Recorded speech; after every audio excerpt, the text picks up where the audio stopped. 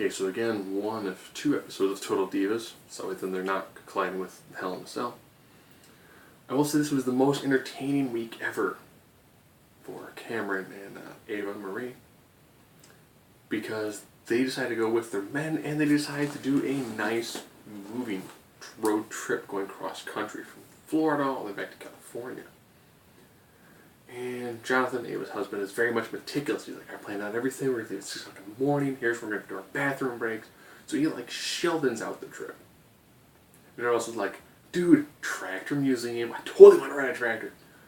And it starts just getting on them. And getting on them. They can't make it to one of the stops they want to do, so they end up trying to make a rash, like, hotel reservation, like a bed and breakfast. And it has the weird, like, haunted bed and breakfast look to it. You know, they have these night vision cameras for it. Great, funny, goofy, stupid. You know, the reactions and the dialogue. If this is written by somebody, that person needs to write for the main E program. If this is their actual, just, reactions, pretty solid. And of course, at the end, they decided to go get flights because they're just not gelling. 4 people stuck in a small car. 2 of them kind of pissed, and 2 of them kind of feeding off the bad vibe of the other, which kind of makes sense. Rosa and Natalia. Natalia, nothing with TJ this week. I'm pretty sure that'll probably be for the next episode, which will be our mid-season break. So Rosa goes on a date with a guy who's in his 20s to like a trampoline park. He is hardcore Christian, like wait to get married before you share your body with somebody.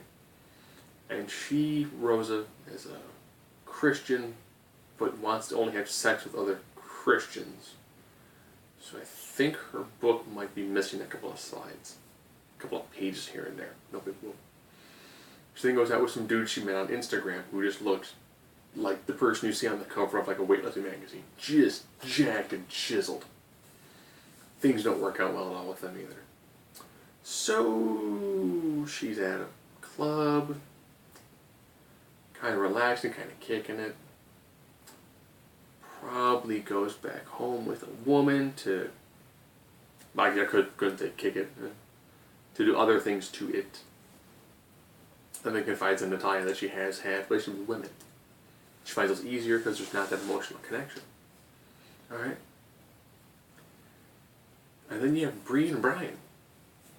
Brian, kind of frugal, but then again, living on the indie circuit for quite some time, you know that the amount of money you make is very finite. It's going to come in waves. So also hasn't been working for a couple of months. So his amount of money hasn't really gone anywhere. They've had a lot of big expenses all of a sudden. So he is kind of on Bree for her spending habits. But they're going to have a red carpet event. So Bree needs to buy a new dress.